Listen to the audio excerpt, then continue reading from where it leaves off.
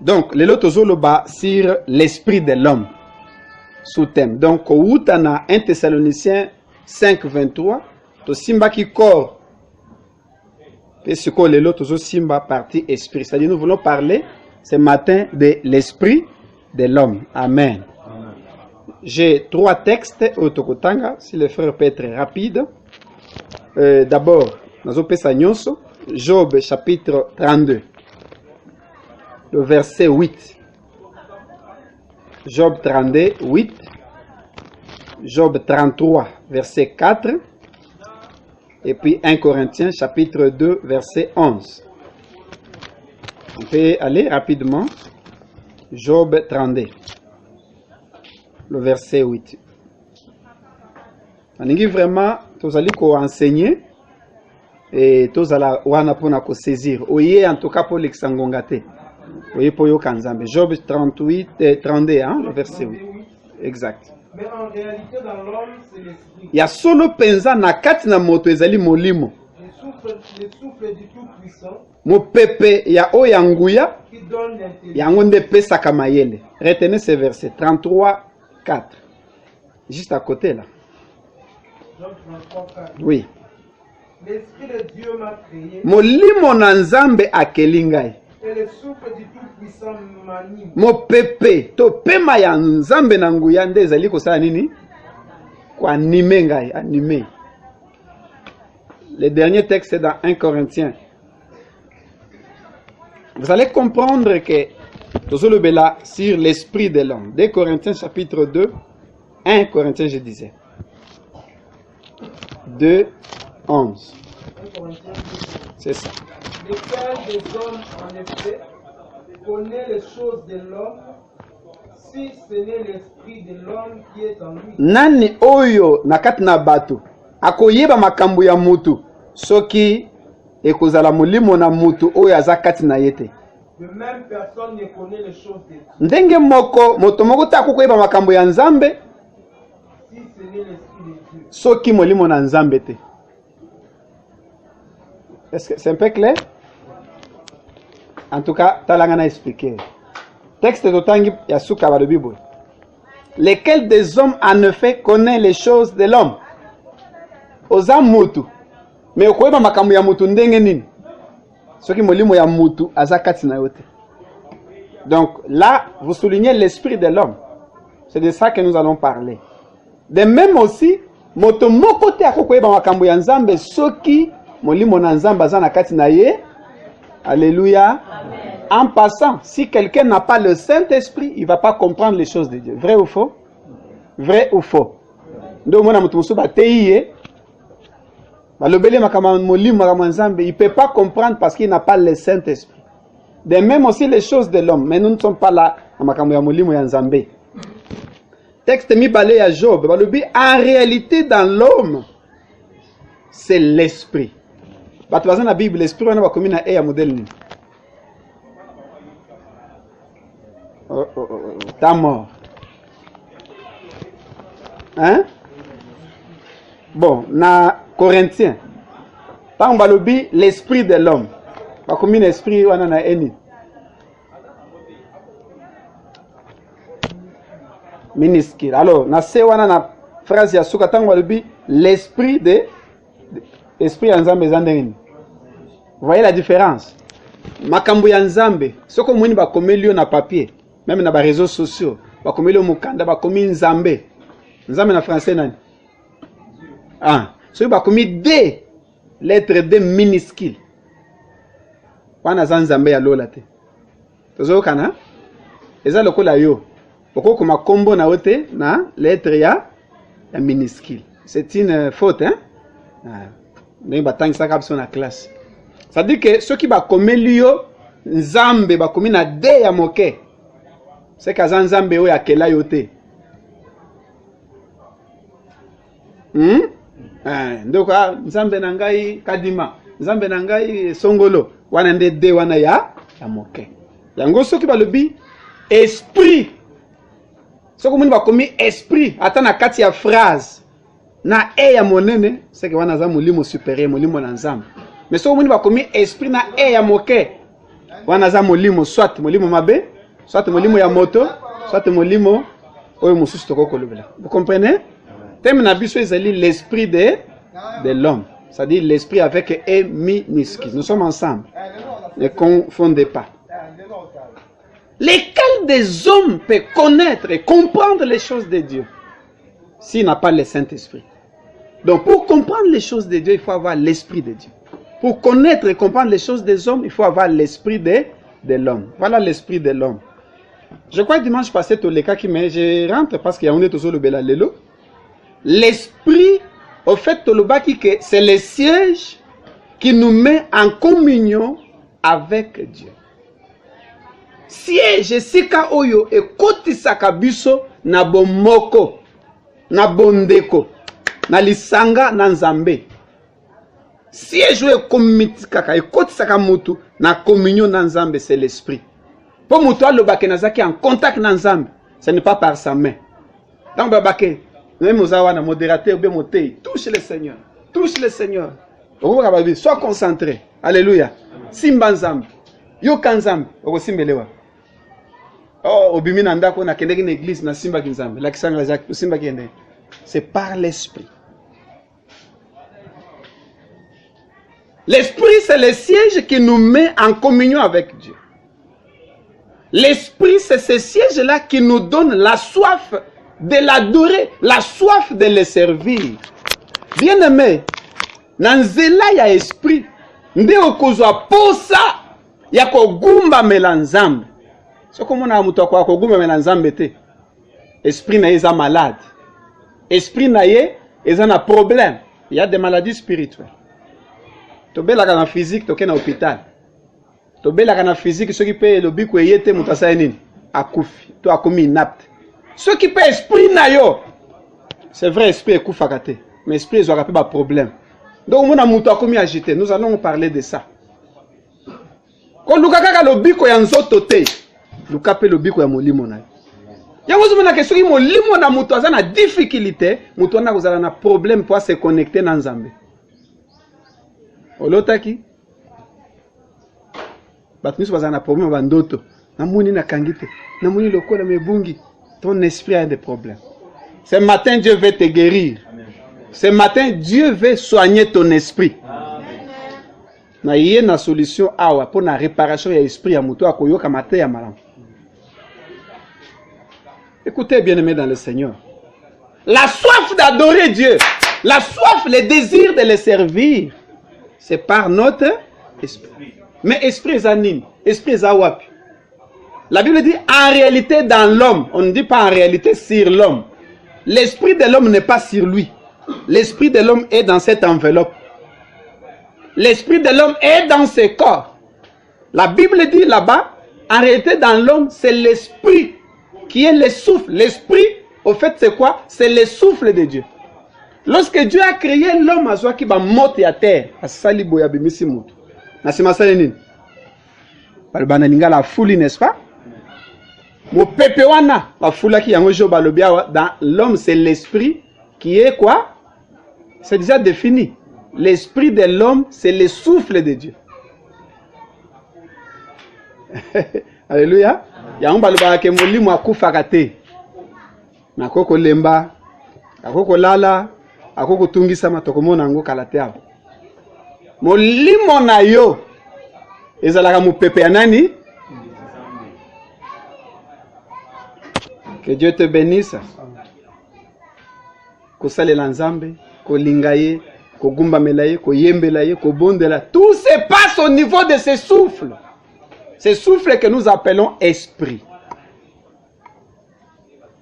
Ni esprit à Satana, ni esprit à Nzambe, ni molimo mabe. Tozali na esprit kaka ya nani? Nazobela molimo ya nani? Mutu nini? Hein? Nazobela batu bakufa te? Nazobela batu baza kuna na nini te? Nazobela mutu moko afanda. Ese mutu azao? Molimo nazolo baza molimo aza na ngai asa na kati. Chacun de nous a un esprit. Disons Amen. Alléluia. Amen. Hier, j'étais en train de parler avec papa, nous avons discuté, nous avons partagé. Il a fait allusion, vous connaissez l'histoire de Saül. Tango yo, nzambe abwakisi akumi agité, akumi troublé. Et puis akumi na souci nzambe alobela ye. Ndoto ezo yate message abasakolizate Samuel asa akufa ki azali prophète na ye. Aye kozwa décision akende ko consulter nganga mbikudi n'est-ce pas? Akei kuna mbikudi ya bengana akeko abatami a se déguiser et finalement mama wana alibi olingi nini? Onalingi obengela ngai nini?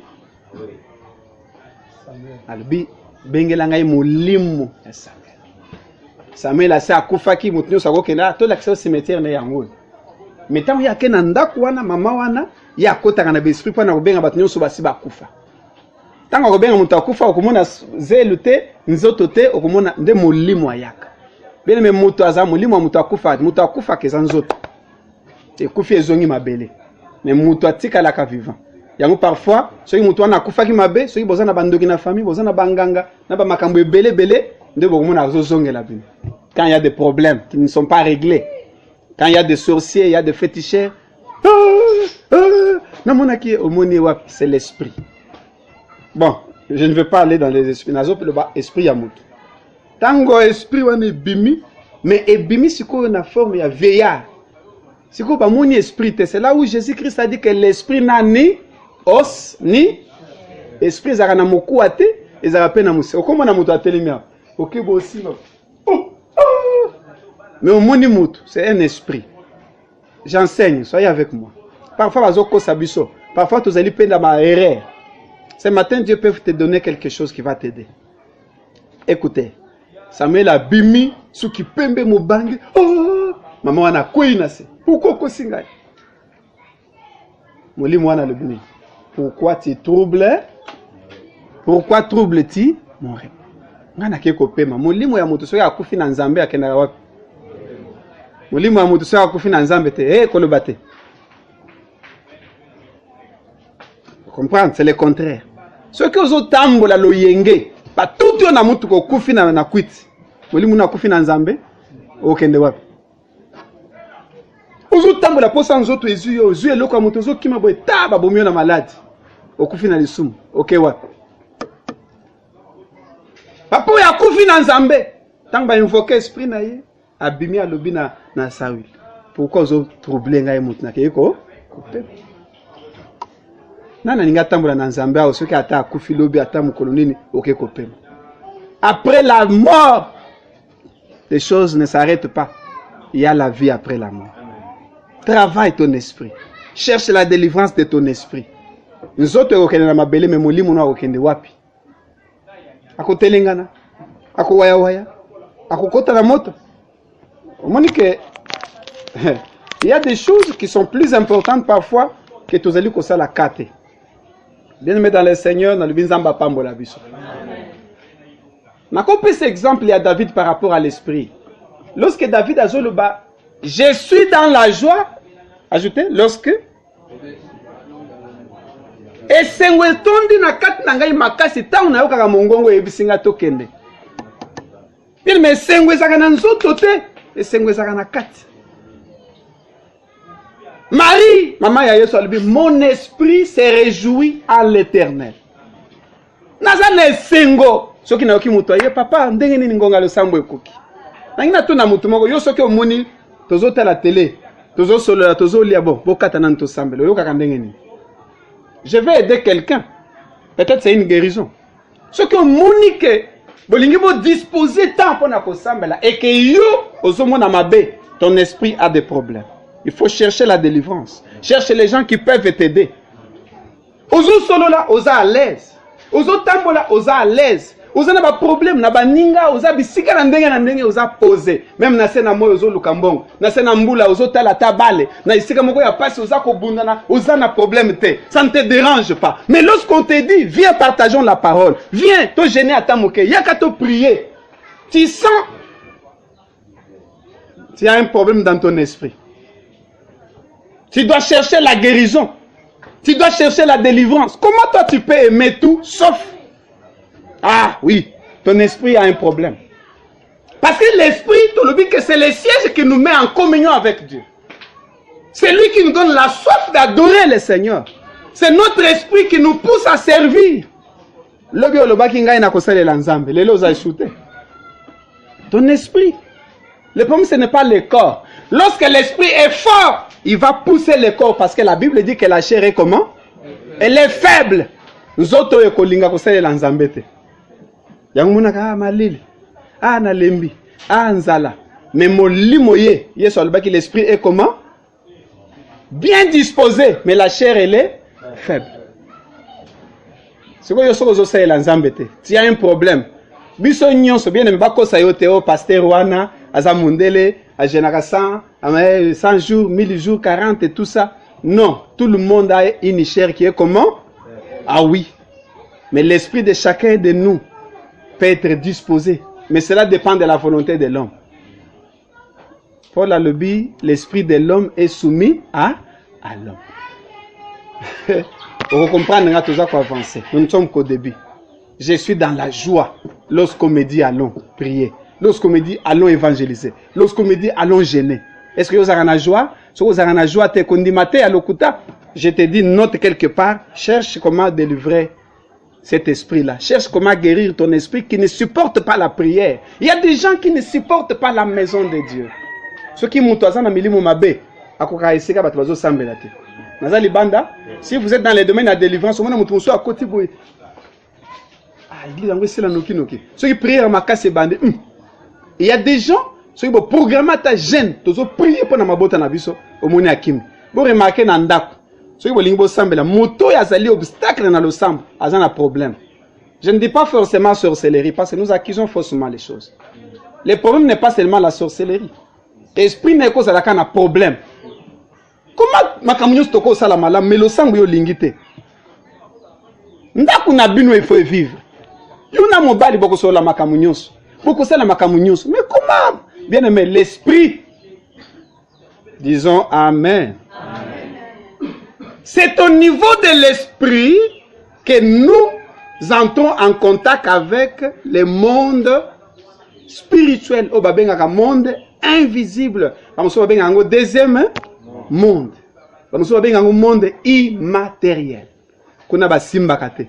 Mais on a baka ngana mukuna na ba Mercedes ngana zaka na Jaguar kuna na zaka Prince wana bandoke na ba magicien tant ba témoignaka tala petit omona mwana musumwana muki azotala boya bya ngwa kuna azumono petit po kuna ya za Prince azana ba garde du corps yango na soki mwana muki azomanke ba mikolo kebaka na ye soko sana makasa ndo sambu ta kolia yo zo bimana na kimukolo petit zo benge petit na moi me amukolo.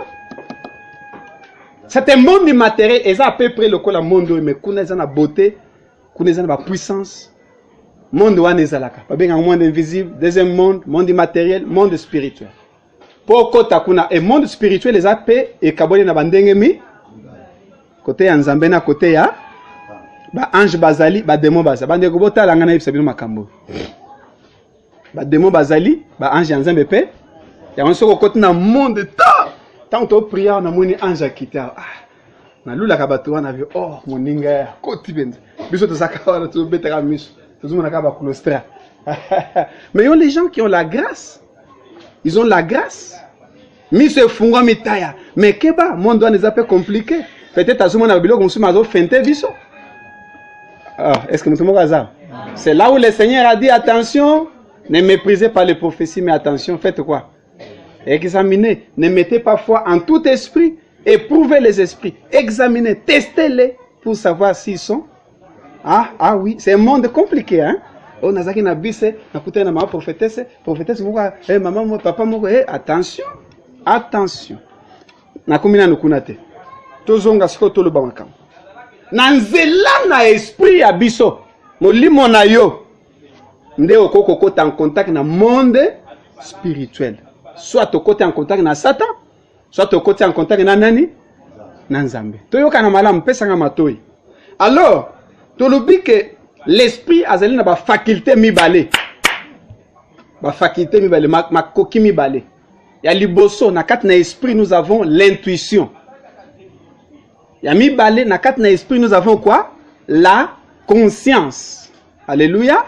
J'ai défini brièvement en passant et j'ai dit que l'intuition est définie comme une conception directe indépendante de toute influence extérieure, c'est-à-dire na kati na intuition ezali conception moko directe, c'est-à-dire ndenge ozo dépendre ni na eloko to muto souffler yote, mais tu es en contact directement avec le monde invisible sans passer par un objet. Oh amataki na kombo, oh amataki na avion, oh amataki te oza a mokumi na Paris. Net Ézéchiel, j'étais assis avec mes frères, mais le Seigneur me transporta en... Il est ici, en train de manger, en train de parler avec les anciens, mais Zambaya Zumoli Monaya Memiye na Jérusalem. Alléluia. Et tout comme paix, Satan Kokoya Memi, esprit à Moutbake na wapi, et c'est yo yebi. Ce qu'on yebite au tuni batuba yebi ba yebi ça. Et je vais poser la question en passant, attends répondre, mais aucun remis tungisa ou Luca. Lorsque la Bible parle de la tentation de Jésus, n'est-ce pas? C'est le diable qui est venu tenter? Ok. C'est une question. Étant donné que le diable ce n'est pas Jésus, mais c'est le diable qui a transporté Jésus à Memien Nawap, à Kenen à Jérusalem, à Mathé Likolo à Temple. Amemie na ngomba muka abitala mukila moni ba Italie Rome abi moni beauté tout wana bani aba plan nanga na matiso ka pona l'action beauté ya monde amona ba minda tout ça ça m'appartient, mais une chose faut kamelangai bon on appelle ça. Ma question est celle-ci: comment Jésus va me maquiller? C'était comment? Satan a mis Jésus ndeni? C'était l'esprit, il a pris l'esprit de Jésus à Mémie dans la montagne. Mais Jésus n'était pas allé comme ça dans la montagne. Jésus n'est pas allé comme ça à Jérusalem. Tu peux le trouver là assis en train de prier, mais Satan a vu nanouye à quelque rodé. Ah oui, nous sommes en prière. Papa, pour nous montrer ça sera. Ozala ki wapi. Outi. On va ça profond, hein? Très profond. On trouve beaucoup d'années à boya ça akenda. Akenda. Akeko sala malamu to mabe. Que Dieu nous aide. Wana na kati na niveau ya intuition. Ici, na kati na intuition, nous avons la communication entre l'esprit ya e ya munene. Les esprits anan. Na esprit ya e ya muke, esprit démoniaque. C'est-à-dire que nous avons là les deux mondes, monde visible, invisible, les abous, monde de Nzambe, monde de Satan. Maintenant, dans cette intuition nanga, je peux soit aller de ce côté ou aller de ce côté. Il y a un encore sur le bas qui nul ne peut servir des maîtres, il haïra l'un et il aimera l'autre. Nous avons deux maîtres, nous avons Jésus et Satan. Nous avons deux mondes, le monde maléfique et le monde divin. Il faut opposer. De quel monde tu appartiens? Quel maître tu sers? Ton esprit est en communion, en relation, en contact avec quel monde?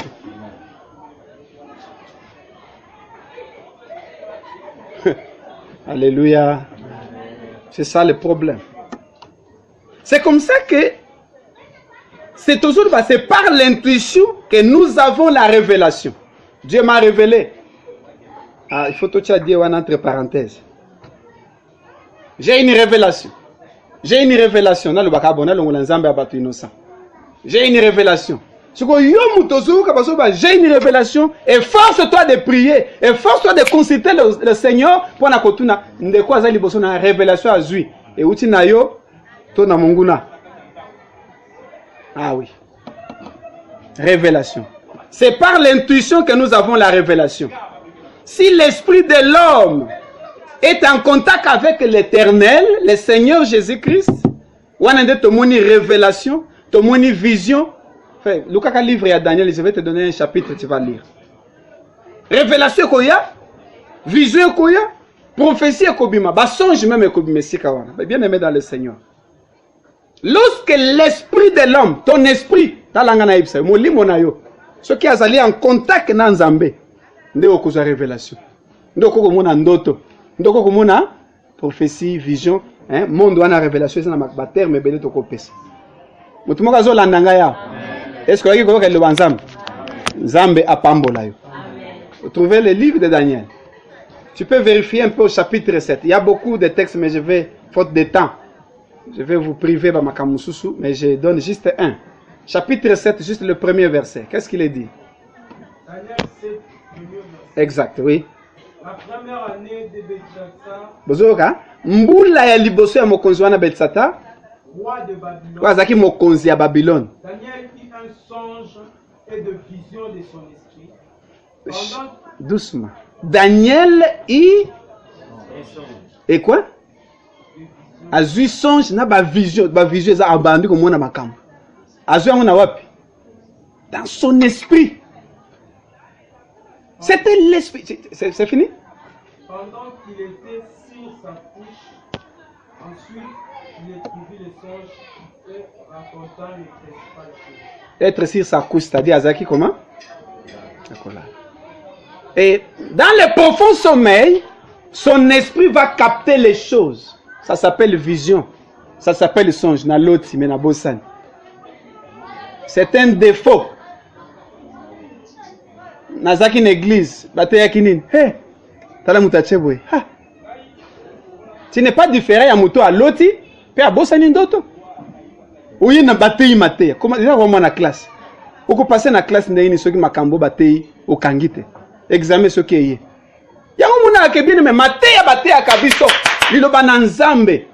Eko sunga biso mokolo ya épreuve, eko sunga biso mokolo ya tentation. Botala ngana teya to. Alléluia.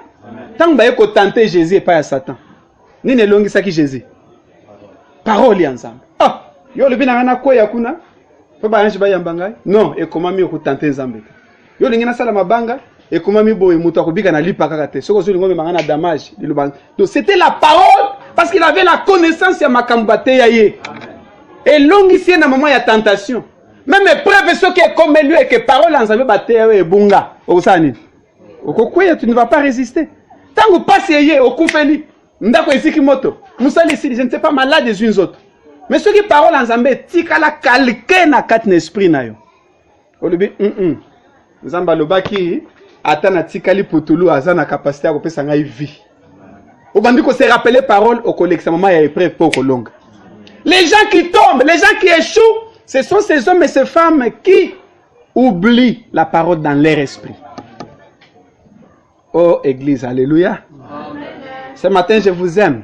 Je vous dis des choses profondes. Esprit na yo ezawapi. Esprit.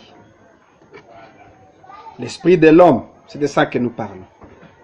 Daniel alobi, nazaki akolala, mais pendant couche nangana lali mozindo, mais mon esprit a eu des songes, des visions, j'ai vu des choses. Et les choses que Daniel a vues, c'est plein dans la Bible.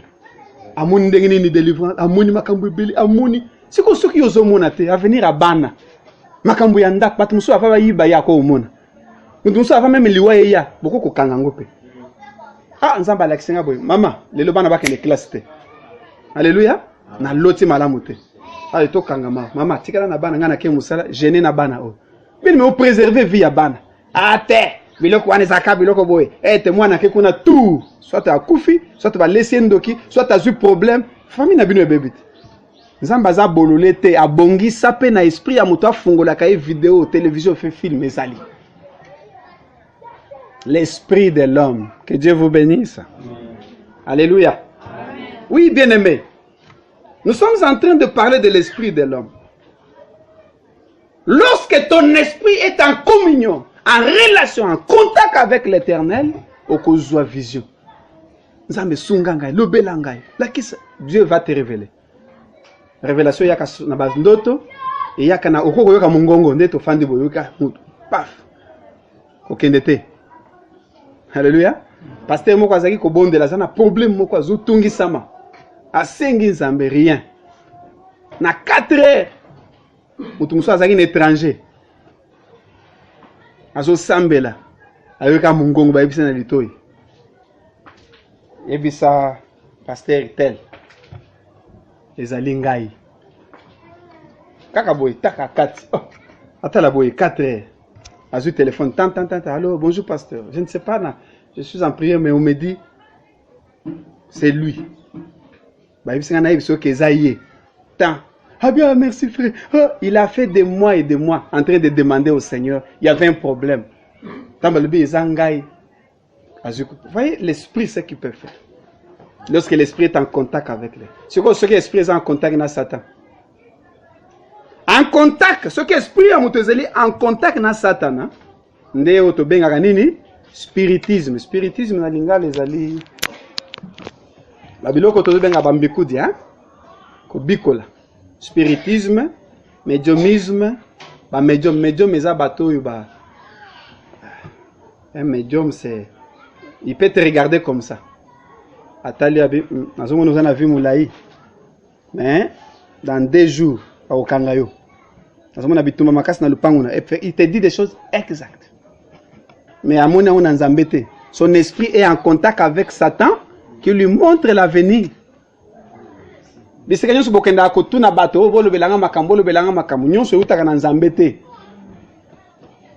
te dit des choses nettes, exactes.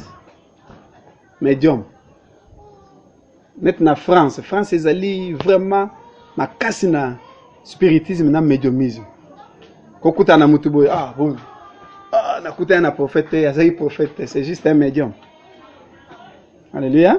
Maintenant, problème ya Nzambe alingaka te ke mwana na ye lokola yo ba yebiso makambo pa ateza ya solo e utakuna te.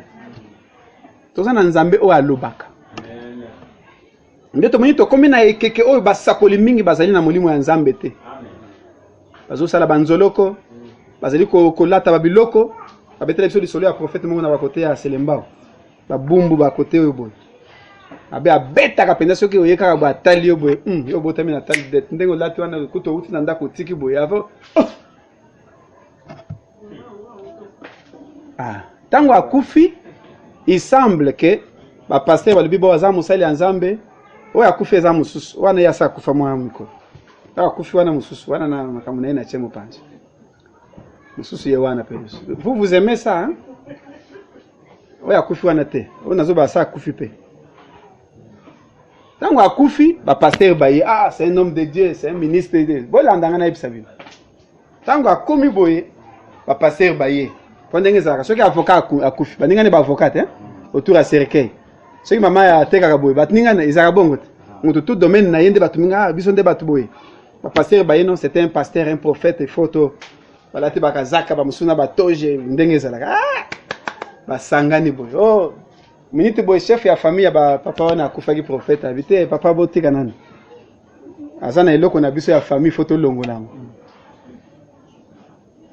boyoke eloko na lobi papa pasteur bosunga biso na nomboko zonzoto na bino andeko na bino mosali mais eloko azali kosalela wana weza ko benda bato ko yebisa ezaki eloko ya famille photo benda ngunano avant botikela biso nzoto wana babengani ba pasteur bazi nzoto ba kene na cachette paf basali ba incantation basali ba bimisi je ne sais pas quoi ba bige tant ba ke okundaye quelques mois après lekinaye textuellement ndenga ya yaza yeko sa so ko bisa ngani zanzam ndenga na zabo so na kufi na kei na kotikela mutu eloko te na kaka maté na zote ya ndeko tikala tozaka ne mukolo moko ateya ka boya ibisanga nga boya c'est tout ce que tu vas retenir mais je peux pas prendre quelque chose comme ça te donner non j'ai pas ça. J'ai pas ça. Ce qui n'a pas eloko na kotika seka wana Nzambe te. Tokolo ba amen. Amen.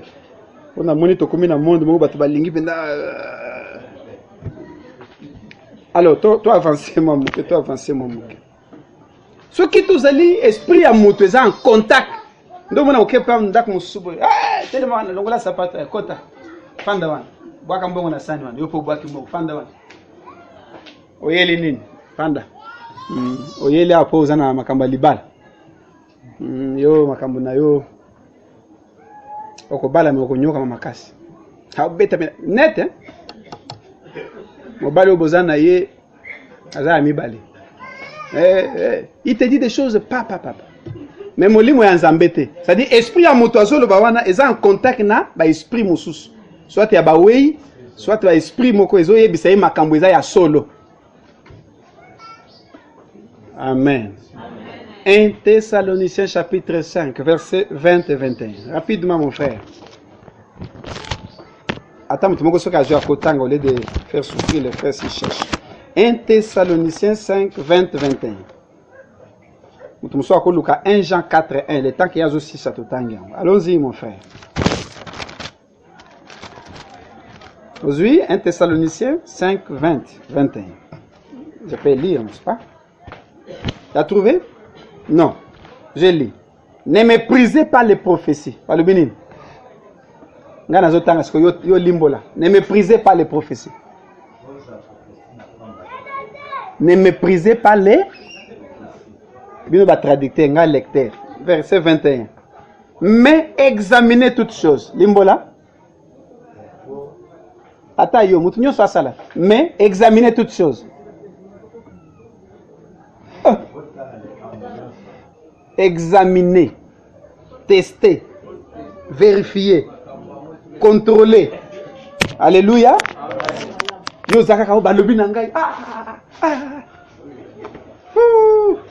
Na sele o sele nini. Eloko euti na bawe o sele.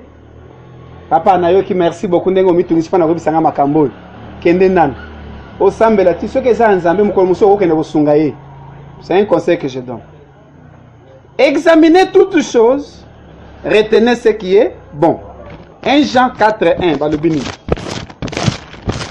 1 Jean chapitre 4, verset 1, il est dit ceci.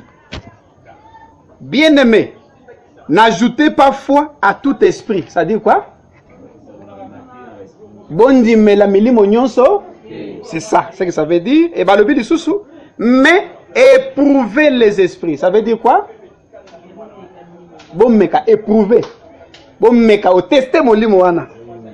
Au yungoli ça dépend terme nyonso au jauger. Éprouvez les esprits pour savoir s'ils sont des dieux. On meka kotala ceux qui sont le molimo moto alobi ezali ya nzambe. Car plusieurs faux prophètes sont venus dans le monde. Ils prophétisent avec les calculs, avec les astrologies, avec les tatouages, avec beaucoup de choses. Je ne vais pas entrer en profondeur avec ça. Que Dieu vous bénisse. Vous avez au moins compris que lorsque l'esprit de l'homme est en contact avec Dieu, il va avoir la vraie vision, les vrais songes, la vraie prophétie et les vrais messages. Donc on le va même. Et si l'esprit, le même esprit de l'homme est en contact avec le diable, c'est là où moi j'ai été. On m'a amené quelque part. Allez, avant koloba, mowe ya bimi. Na telemika na zotala. Balobi makambo. Na tikala yeko bikate. Na ki balobaki makambo ya solo soki ya na yebite. Baboti bazai kwa na bayibi makambo ba famille na bango. Batangi bakombo batu ba bebele, mutu azosala makambo ya mwana mbali oyo eza mutu boye boye batangi biloko. Moi j'étais là très malade. Mama moko boya benda la milimo ya batu bakufa abengi siko molimo ya oncle moko koko ya kala ba kombo na biloko ya famille. Atangi bango mama na bande kone ba bande koko ayaki alobi boya c'est un peu ça mais biso toza bato biloko wana te est-ce qu'on m'amène à makasi ah na yebi swa lobi o na kendeki selemba o na kendeki na bumbu etali yo nzamba pambola biso wana tozaki na niveau ya intuition sikuyo na esprit toza na faculté mitolobaki intuition na conscience, ok? Conscience c'est années. La conscience c'est la faculté de discernement. La conscience de chacun lui permet de distinguer les biens et les mal. Conscience c'est aline. Conscience c'est l'image de soi-même. Conscience nde yo. Bien aimé. Ceux qui parlent bien à motozali inconscient, hein? En tout cas limbisanga eza injure mais ezali na yebele ko na koloba te. Dernièrement ba hotel koloba na mokonza mboka inconscient. Bo ndenge balobi balongola député wana balongola ye balong pour traiter mokonza mboka. C'est grave, je vous dis. La conscience. Conscience, bien aimé. Na yebika kaboye. Papa Marcel, comment vous avez la conscience? Vous avez la conscience. Bien aimé. Mais limbisanga na yebisa que batebele ba na conscience te.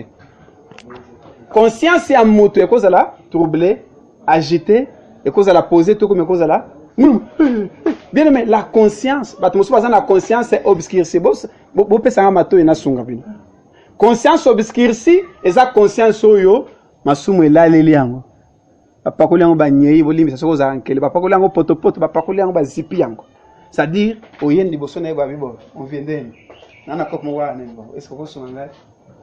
Nana la mo kona yibia parce que na ko bomba nana. Ici. Oh, mo ko gonga. Dazu conscience ni asayini. Alingi yango akangi yango singa ta. Un inconscient ne distingue ni bien ni mal. Or, la conscience, Dieu nous l'a donnée pour que tu aies distinguer. Les gens qui ont été ah oui. Ah, conscience c'est zanité. Nga naza mosalia. Naza censé que la modèle. Ah, te nga naza maman mundimi. Nako sala makambote. Eh, te nga naza muklis na sambela nako finga. C'est ça la conscience. La conscience nous permet, mais qu'est-ce qui ne va pas? J'ai suivi mon frère, que Dieu le bénisse, il a dit dans Moment Azo Kambalo Samb. C'est manquer de la conscience. Oui, parfois on dit conscience intellectuelle, mais tous on a une conscience et Makamwanzamb. L'Inde a toujours Kabwanao, ti semaine au Kendoa. Est-ce que ça conscient de la responsabilité en tant que serviteur dans l'église? Est-ce que ça conscient de la présence non physique pour l'avancement? Vous avez conscience. Papa makamozo sala na mobali na mwasi nayo. Maman makamozo sala na banana. Est-ce que vous êtes conscient? Et comme manine, mabeto malam. La conscience. Ah, olingo sala le comme conscience le bekeba. Wana ezalima. C'est ça le rôle de la conscience. Ya uta moso nzambe suko la conscience nanga. Makile se suko la conscience. Ce que ezama bena le bakezalima. Eza couleur nini? Eza mwindo. Oh mon frère. Eza nini? O telimika weza mwindo. Conscience neza modèle. Ozolo ba mabe eza malamu, omoni malamu omoni ngo mabe. La conscience ezali faculté wana ya discernement pour na koyeba ko distinguer le bien et le mal. Soyons conscients. L'apôtre Paul a comméli bande comme on épite moi le bi, les dieux que je sers avec ma conscience. Sans reproche. Paul reconnaît que conscience n'a pas qu'on reprocher ni na mabe. Aveyaka, ajenaka, akangamaka tanzala zana nzambe, abi je suis conscient dans le modèle na osele nzambe. Yo lelo zandengini. Permettez ngana le kana ne sika conscience on. Donc intuition na conscience est à niveau ya nini? Ya esprit. Esprit na yo. Souffle nzambe wana tsaki. Et comme esprit kat na yo, ezeli na intuition na conscience. Or intuition ko tsaka biso soit na nzambe, soit na Satan. Conscience, c'est quoi l'exabition? Oh, ils ont ma bé, oh, ils ont ma. Ah oui. Maintenant, si ton esprit est malade, vous avez la conscience? Si ton esprit a des problèmes, vous êtes en contact avec Zambé? Vous sentez responsabilité aux anangos? Amen, Église. Alléluia. L'esprit de l'homme est influencé par des grands esprits. Mais il me balait tous en a qui les a mis les les grands esprits, l'esprit supérieur. Ce sont les grands maîtres, les deux grands esprits. Et ben esprit nous a besoin et quand tu es en contact avec l'esprit anan, le bas esprit nanga. C'est comme si ton voisin mais toi. Dieu veut te parler, Satan aussi veut. Dieu veut t'utiliser, Satan aussi veut. Oui, bagango, c'est la vérité. C'est lui qui n'est pas avec nous. Il est de l'autre côté. Tant que vous avez une église, c'est lui. Oui, il y a d'autres tongana bisote azo buka. Ngaite, yesu mtalobi. Oui, il y a na bisote aza na Satan. Aza mobomi. Il y a une qui famille comme un problème. Ba ninga na famille bazo luka ba bondela. Ba luki prière à famille ozate. Est-ce que ça associé à famille na bino? Ndako ezo kufa, il faut moi na mobile basa l'ensemble. Papa le bina en attente. Maman le bina ken na réunion à famille. Non, bien-aimé. Ici, l'esprit de l'homme, ton esprit, mon esprit, est influencé par des grands esprits. Soit c'est l'esprit de Dieu, soit c'est l'esprit de Satan. Église, alléluia. Alléluia. Oh my God. Nali mutu boko amituna na minito na ote ya boye. Ndenge oya esprit na openza na za penza na possession na. na naza penza na même mise le color esprit na zala conscient ko pesa réponse te réponds à ton cœur, réponds à ton cœur. Si vraiment molimo na nzambe ndaza penza en contact na molimo na, comment tu vis? Comment tu vis? Bien mais molimo na nzambe en contact na molimo na mako tungisa yo sambela lamuka sambela wala mukyo sambela. Alléluia.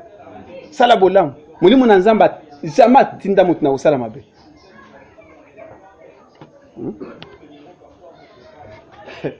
Moto moko bazo senga mbongo na église. Yemoko ayivika na autant. Pesa mbongo. Ah, sana mbongo te. Albimi na église ba na toilette église. Baluki ba benda boy taya. Oga toilette ba un coup wana. So ezaka tawo ya biso ya maye ko vendre la tawana au signer kaka o tshelo boko. Mais wana vina ya coup direct. Kune za mulili Moi mon plus. Pona nini esprit na ye ezali malamu te. Moi égoïsme, cupidité à l'esprit wana bia. Tango fe ko senga ba ke no benda na ba bia mike. Tango azokende ka côté pe na toilette. Okoko ya pe boye. Okanti mutu azo se soulager rien à compter là. Taba. Omoni? Nzamba za na poso sunga musala na yo ke na toilette. Mulimu nini ememia na toilette. Mais yo za na église. Omoni ndenge yango munaka Anania na Safira bazana ndako ya Nzambe me batelemi wana. Hete papa komitungisa tenyoso yango wana. Ah papa. Molimo nini? Molimo nini asaliso makambo wana? Nzambe na mwana na yo, Nzambe na servante na yo, na servi. Attention, le problème c'est l'esprit. Que l'esprit t'anime. Matel est bien. Le lendo apamba tozo salaka. To luka délivrance a milimo na biso. Na mosali ya Nzambe, na mwana Nzambe. Loko la lisolo na yo kaka soni pona ko beta. Kaka awa na nzela ya oleki idap. Ipen école ya idap. Les églises moko efungama ekele be utaki na kitambo. Église elongwa ki pesika wana. Pasteur a uti côté à faire na ba radio, je ne vais pas citer les noms. Kaka net boy kili tu ba tu bile atei, azaki na micro oreillette hein. Ils ont micro cravate na oreillette hein. Asi ce côté kaka boy pour Fabimi akei okota net na ndako na ma bureau. Bato bazo pesa na mbote na kati bato ba. Ya fandi kuna na 4 minutes boy. Mana mwasi moko azaki na église à côté ya Landa. Bonjour pasteur. Oh.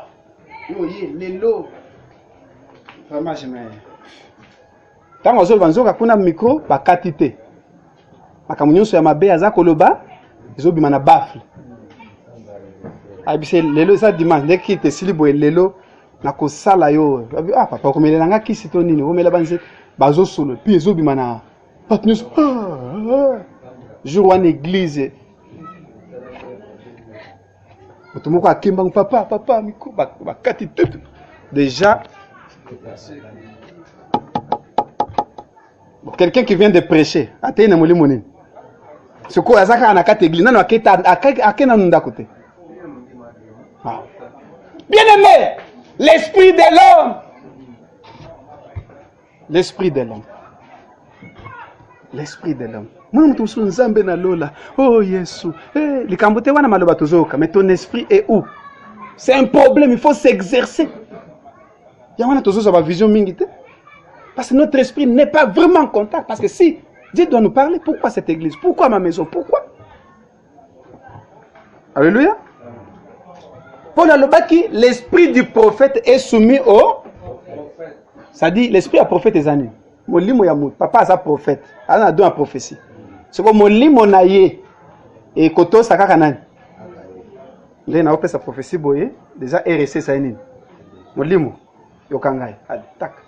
Kati. Ya mosu kumini mutu azolo makama molimo boye bosa. Wane komi eloko mususu. Parce que molimo. Paul a le but. Prier en esprit. Mais prier aussi avec intelligence. Nenda ote ya boye. Na ote la ka R. Na ote la ka R. C'est pas parce que ça m'a commencé mais na fan sabato lokola ba mabanga. Non. L'esprit doit travailler. Bato bazana ba nini ba kene ko lamba bazo ngonga edo sambo ezalaka. L'esprit de l'homme. Molimo na we fatosa yo. Soko limu allez, telema kende lo sambo oko telema. Atoza na lokolo vimbi. atoza na mutu passe bon bato baza okende kala de mutu azokende boye akeko bika na église baza okende tani. Ne me dis pas que parce que ça maladie ça prétexte à kotika na ndako te. Je ne suis pas ici en train de condamner, mais au moins en tant que prédicateur, na ngina susciter foi. Tu peux te lever aussi malade au keko bika dans l'église. Tu dis à ton esprit, moi sois imbaginze moli monanga kumisa. Il faut exercer ton esprit à obéir, à chercher Dieu. Moli monanga kumisa nzambe. Alléluia. Esprit ya mutu ezaka na combat makasi. Frère moko na frontière ya cantique individuel. L'équipe boye pa yembela nzambe. Azo manzemba mokili.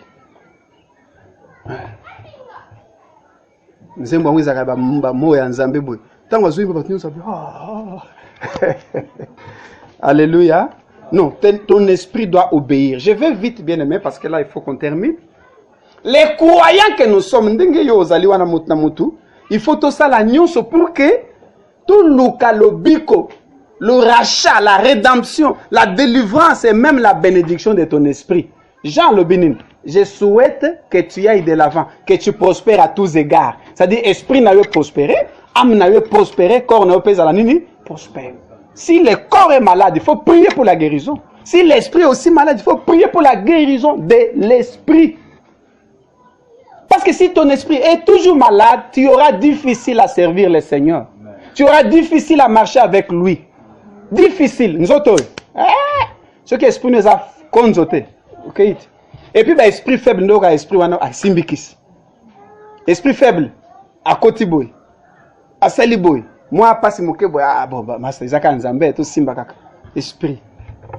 Alléluia.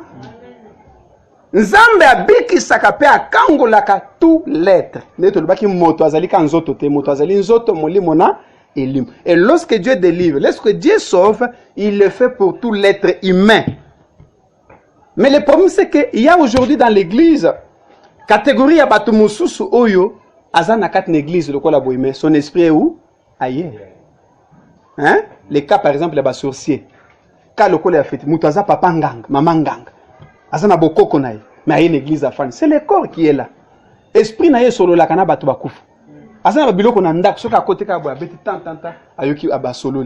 Et c'est mutuana azana église, c'est le physique qui est dans l'église. Ce que ozando ki na tongwa. Yeba ke nanu molimo na wa na contact na nzambete. Parce que ndoki azana contact na babisika pona kosala mabe.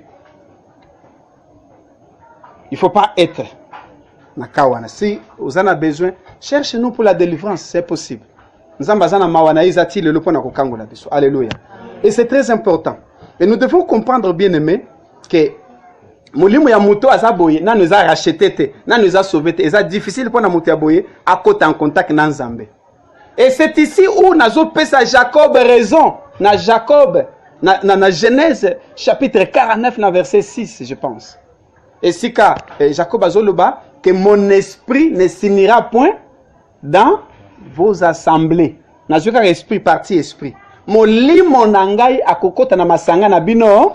Vérifie yango na Genèse 49 verset 6 7 quelque chose comme ça.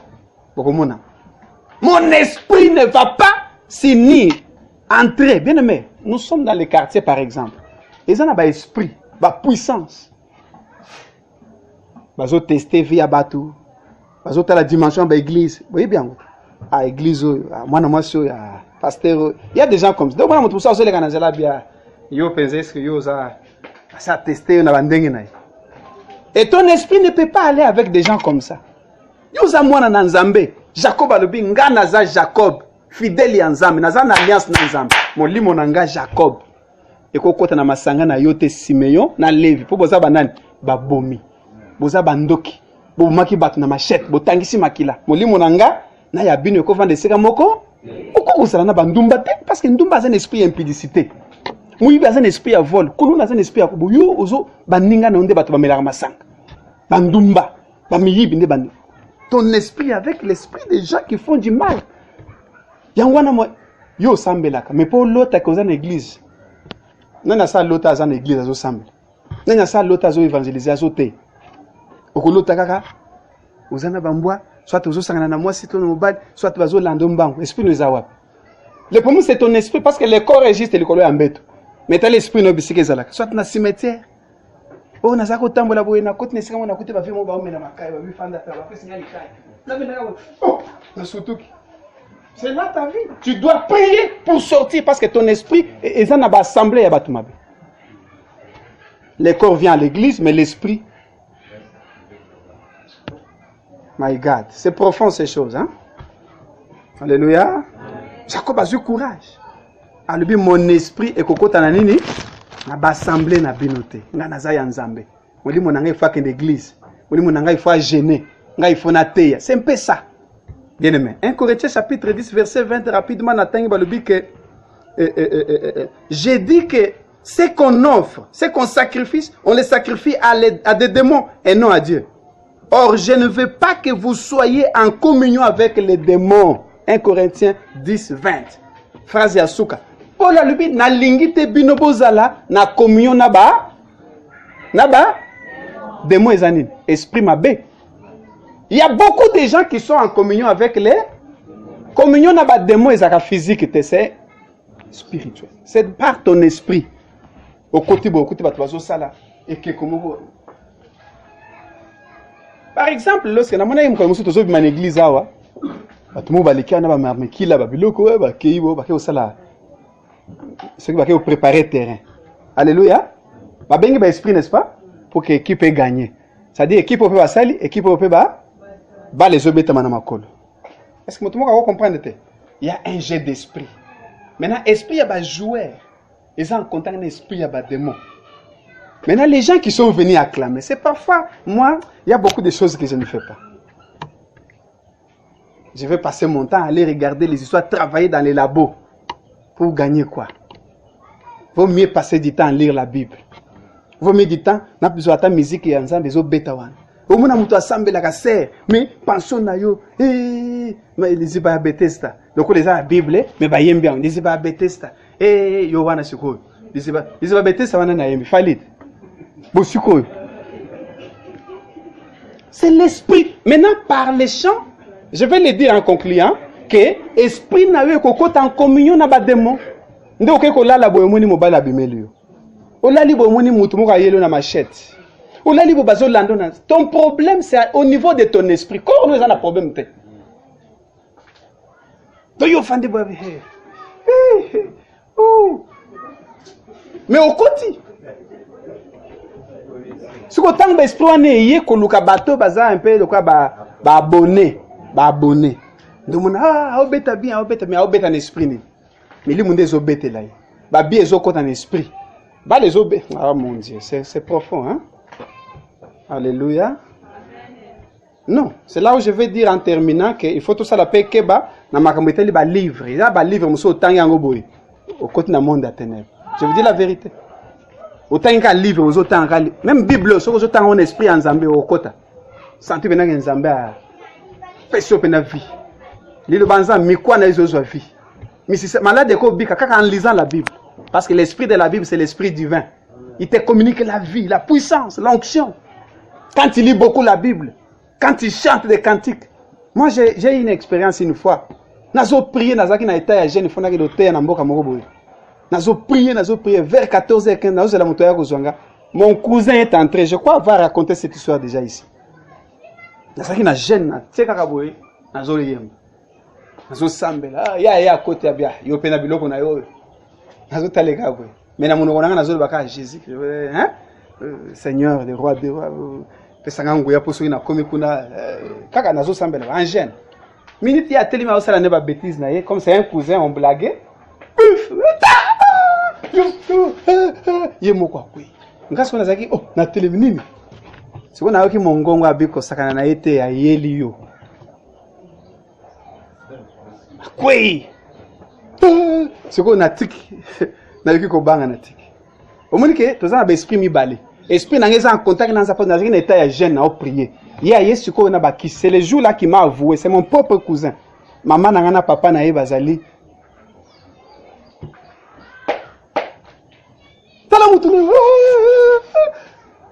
Dis-moi qu'est-ce qu'il y a? Oh, Limbisangai, Tokundela.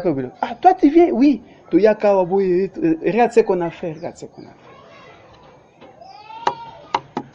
Bien-aimé, travaille ton esprit. Au côté si kana mutu comme taza ko invoquer mais yayo esprit ça la kapeta le sang.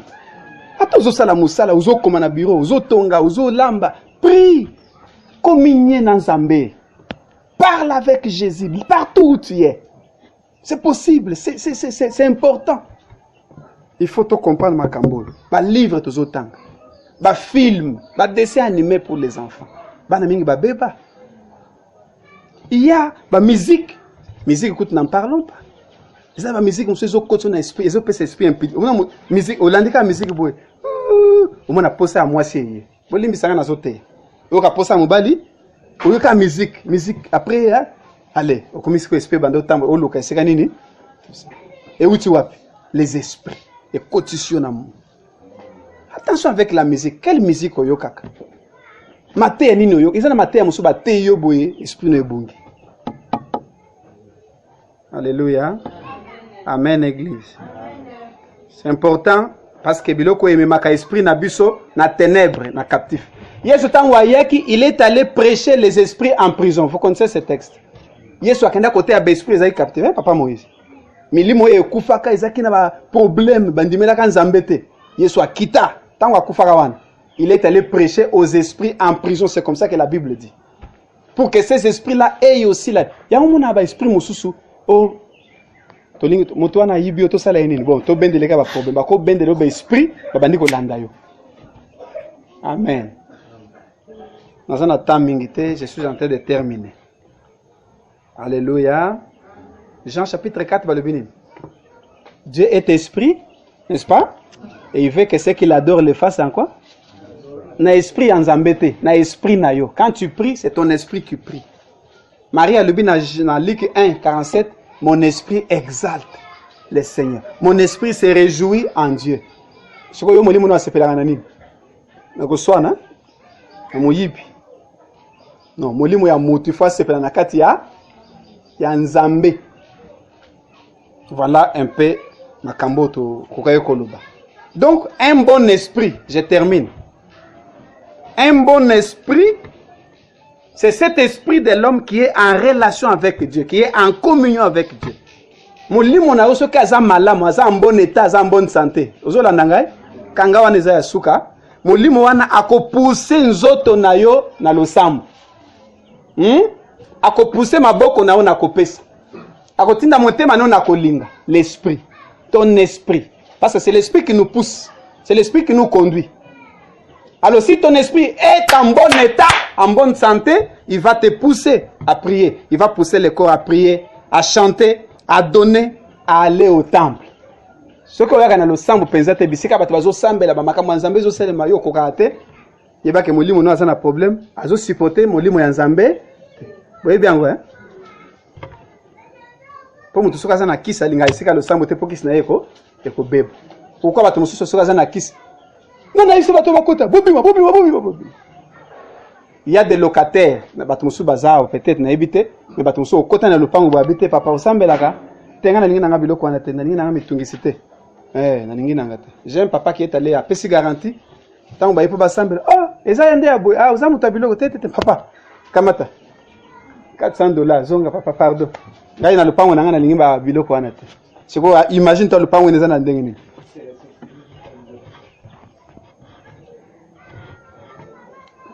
Alléluia. L'esprit peut être agité. L'esprit peut être troublé. L'esprit peut être triste. Donc, autant un texte, on a juste là pour te clôturer. Daniel chapitre 2, verset 1. Proverbe 17, 22. Comme ça, tu kata. Daniel chapitre 2, verset 1. Oh. Oui. Mbula ya mibale ya bokonzi ya mokonzi oyo.